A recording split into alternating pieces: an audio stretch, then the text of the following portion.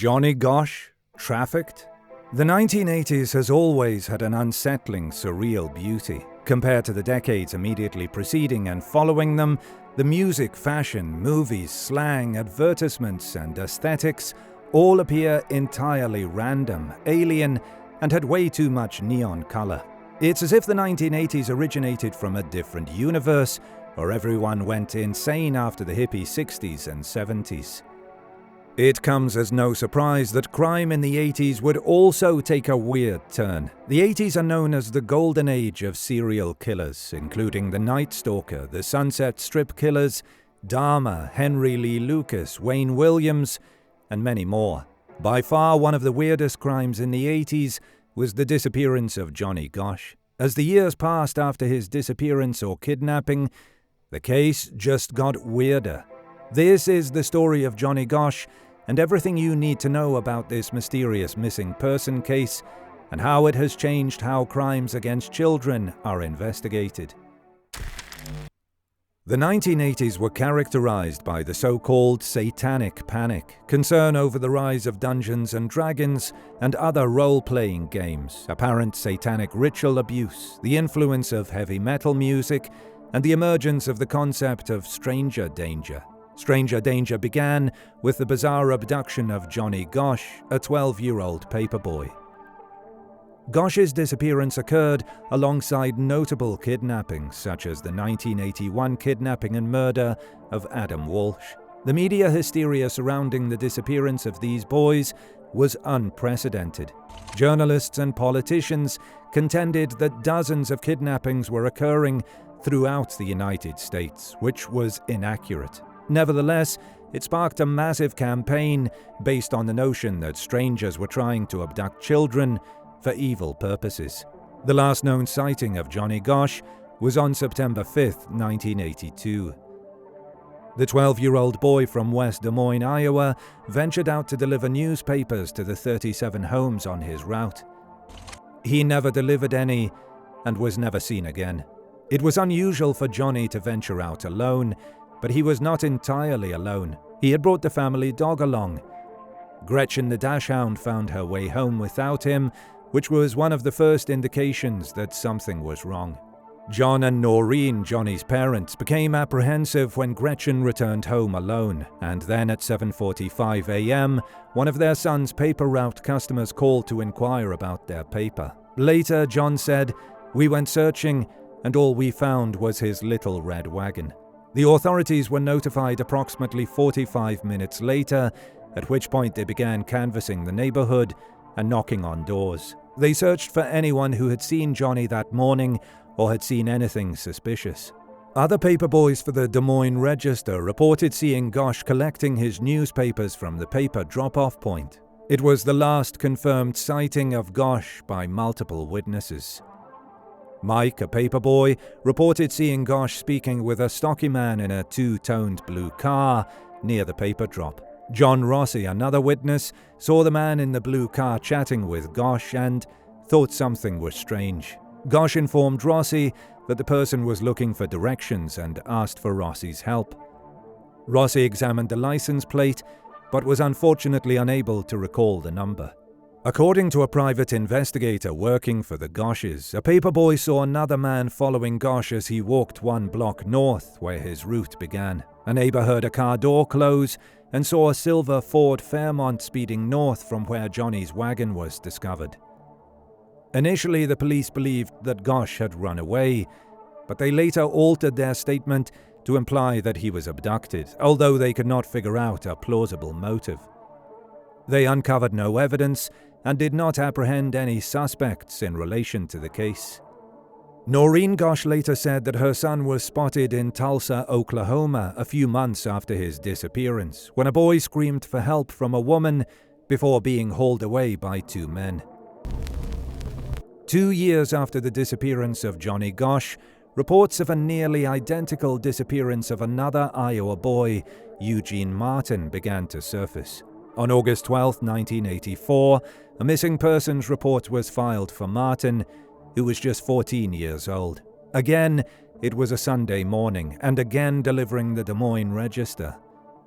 Martin usually walked his route with his elder brother, but on that particular day he was alone, just like Gosch. No official link has ever been proven between the crimes, but many believe they are too similar to be mere coincidence. At the time, law enforcement issued a public appeal for information on both boys, stating that witnesses had seen Martin engaging in what appeared to be a friendly conversation with a man in his 30s before his disappearance. Despite a $94,000 reward, of which $25,000 was offered by the Des Moines Register, for which the boys were delivering, no leads ever emerged.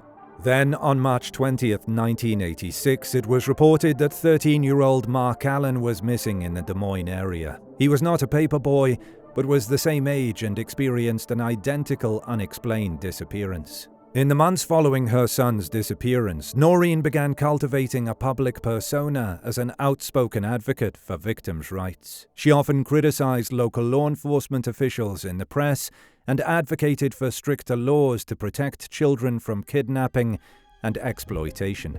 Her efforts took her to Capitol Hill, where she testified before a Senate committee in August 1984 about the effect of pornography on women and children. Gosch falsely accused the North American Man-Boy Love Association of kidnapping her son as part of organized pedophilia operations in this country, in her statement. In her testimony, Gosch also emphasized that malicious forces had devastated the idyllic Midwestern community in which her family had lived. She stated at the Senate hearing, "We lived in a nice, quiet neighborhood where one would least expect this type of tragedy to occur. Where some people saw a family that was deserving of pity, others saw a money-making opportunity. In 1985, a young con artist targeted the Gosch family, and unfortunately, they fell victim to the con. Gosch's parents received a letter alleging that he had been abducted by a motorcycle gang. The letter asserted that he had been kidnapped and sold into slavery as part of a larger human trafficking organization. The letter assured his parents he was alive, but was being held against his will in Mexico City. It had been signed with the name Samuel Forbes Dakota. Noreen believed the letter to be genuine and sent the Dakota a succession of checks totaling approximately $11,000. In the meantime, the FBI issued an arrest warrant for Samuel Forbes Dakota. It turned out Dakota was 19-year-old Robert Herman Meyer, and not an informant. Meyer was ultimately apprehended as he tried to enter Canada and was charged with federal fraud. This was not the only instance in which the Gosch family was targeted. David James Schultz was apprehended in 1986 after trying to extort money from the family in exchange for alleged information on Johnny's location. Again, Mexico was cited as the boy's location. Keep watching, because this is where it gets weird. Really weird. Occasionally, something strange would occur in the case. In 1985, a woman from Sioux City, Iowa, visited a grocery store, made a purchase, and received her change. The dollar bill she got given had the following message written on it: "I am alive, Johnny Gosch." The woman gave the note to the Gosch family, who took it to a handwriting expert, who verified that the writing belonged to the missing child. Then came convicted sexual offender Paul Bonacci's testimony. Bonacci first came to the attention of law enforcement during the investigation into Gosch's disappearance, when he claimed to have been one of the men who had snatched and pushed the child into a vehicle. Bonacci asserted that Gosch was imprisoned in Sioux City before being taken out of the state. He claimed to have also seen the child 4 years after his kidnapping while being held in Colorado. Law enforcement officials said they had no plans to investigate Bonacci's claims. Fast forward to 1997, 15 years after Johnny's disappearance. In March 1997, Noreen Gosh awakened at 2:30 a.m. to a pounding on her door. She opened the door and saw an unfamiliar man standing with Johnny, who would have been 27 at the time. Noreen asserts that her son opened his shirt to show her a distinctive birthmark and then visited her for over an hour. He was with another man, but I have no idea who the person was. Johnny would look over to the other person for approval to speak. He didn't say where he is living or where he was going, she told the Des Moines Register. According to Noreen, Johnny urged her not to inform the police because doing so would endanger their lives. She claims he was kidnapped and sold into a child sex trafficking organization. Police and the elder John Gosh, who divorced his wife in 1993, doubt Noreen's claims that Johnny visited her in 1997. However, photographs sent to her in 2006 made them question whether she had been telling the truth. In September, nearly 24 years after Johnny's disappearance, Noreen discovered an envelope at her front door containing 3 photographs of several boys tied up, one of whom resembled Johnny. On September 13th, police in Des Moines received an anonymous letter. "Gentlemen, someone has played a reprehensible joke on a grieving mother. The photo in question is not one of her son, but of 3 boys in Tampa, Florida, about 1979 to 80, challenging each other to an escape contest." There was an investigation concerning that picture made by the Hillsborough County, Florida Sheriff's Office. No charges were filed, and no wrongdoing was established. The lead detective on the case was named Zalva. This allegation should be easy enough to check out. Before Gosh's disappearance, Zalva investigated the photographs of the kids in 1978 or 1979, confirming that the letter's contents were correct. "I interviewed the kids, and they said there was no coercion or touching. I could never prove a crime," Zalva said. Zalva could not provide any evidence when he was asked to prove that the picture in question was from the same inquiry over 3 decades earlier. Noreen Gosh continues to believe that the photograph is that of her son. Although tragic, Johnny's abduction has had 2 significant cultural impacts that can't be ignored. Breakfast in the 1980s was not always a carefree meal, as it often served as a reminder that children were missing. Images of missing children stared at you from the morning's milk carton, but they weren't always there. Johnny Gosh and Eugene Martin were responsible for their introduction. A relative of Eugene Martin talked with the CEO of Anderson and Erickson Dairy. After seeing photos and flyers of the missing boys, the A&E Dairy employee suggested that their photographs and information be printed on milk cartons, where they would be seen by tens of thousands of people every morning. It wasn't long before other Iowa dairies followed suit, and then the rest of the country. Although it is commonly believed that Ethan Patz was the first child to appear on a milk carton, this is only partially accurate. His photograph was the first to be distributed nationally, while Gosh and Martin inspired the program's inception. At the height of the program, hundreds of dairies ran the campaign, and surprisingly, it was only responsible for finding a missing child once. Neighbors recognized Bonnie Lohman from her photo on the milk carton and contacted the police. She had been abducted by her stepfather and mother years earlier. She was later happily reunited with her father. The Johnny Gosh case altered how cases of missing children were reported and investigated. Noreen and John felt compelled to take matters into their own hands and advocated for changes to how law enforcement handled kidnappings. And it made a significant difference.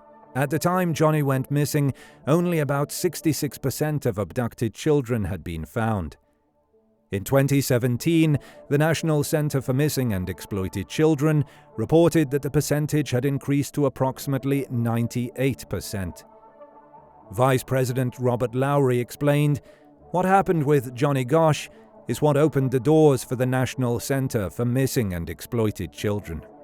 Noreen Gosh, in particular, has been seen as hugely controversial by insisting that her son was kidnapped by a child prostitution ring. She fired back by saying, "You show me somebody who isn't a little controversial when it comes to making positive changes, and I'll show you someone who's never done a damn thing in their life."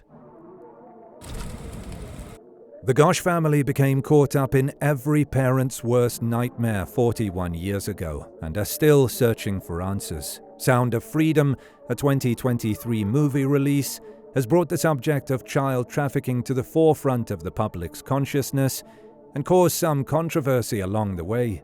Sound of Freedom is an unexpected box office success. However, the thriller is also controversial due to its depiction of human trafficking and conspiracy theories. Has Noreen Gosh been right all along? Was Johnny trafficked? She isn't the only one to think so. John Walsh, the longtime host of America's Most Wanted, has said, "Really sad that there was never a resolution to Johnny Gosh's case. No bodies, no clues, no suspects.